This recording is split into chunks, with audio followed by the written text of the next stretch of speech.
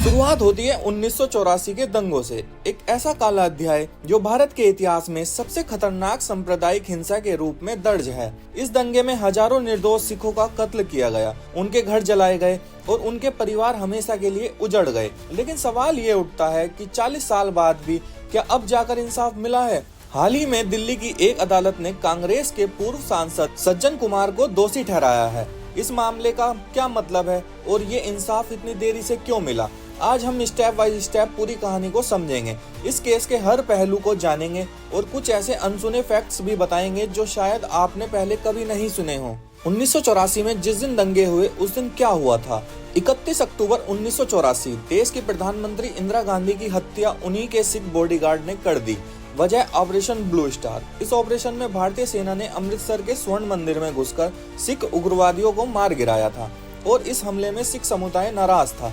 लेकिन इंदिरा गांधी की हत्या के बाद पूरे देश में भयानक गुस्सा फूट पड़ा।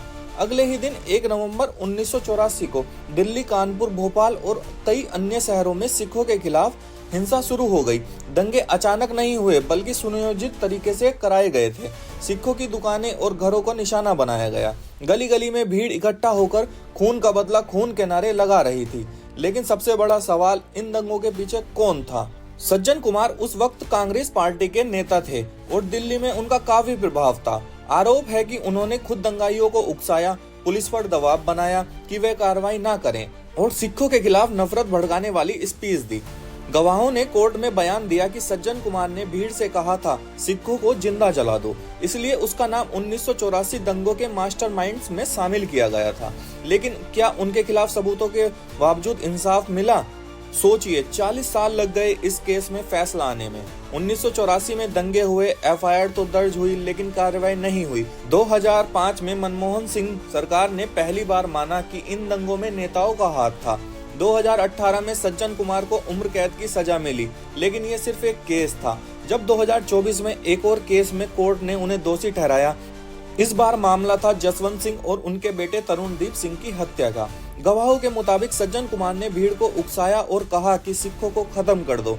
इसके बाद जसवंत सिंह और उनके बेटे को भीड़ ने बेरहमी से मार डाला। अब दिल्ली की अदालत ने सज्जन कुमार को हत्या का दोषी मान लिया है और 18 फरवरी को उनकी सजा का ऐलान होगा। क्या आप जानते हो 1984 के दंगों में 3000 से ज्यादा सिख मारे गए सिर्फ दिल्ली में। गवाहों ने बताया कि दंगाई घरों पर सफेद पेंट से सिख लिख देते थे ताकि उन्हें निशाना बनाया जा सके। मीडिया पर भी दबाव था कि वे दंगों का सही रिपोर्टिंग ना करें।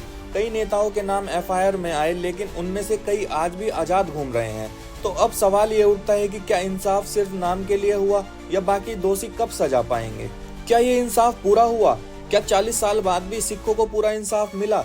क्या उन हजार निर्दोष लोगों की आत्माएं अब भी न्याय का इंतजार कर रही हैं? क्या भारत में इतने बड़े अपराधों का इंसाफ इतनी देरी से मिलना सही है? कमेंट में अपनी राय जरूर बताएं। अगर आपको ये जानकारी पसंद आई हो तो वीडियो को लाइक करें, अपने दोस्तों के साथ शेयर करें और फैक्टोमीनिया को सब्सक्राइब करना न भूलें। हम ऐसे ही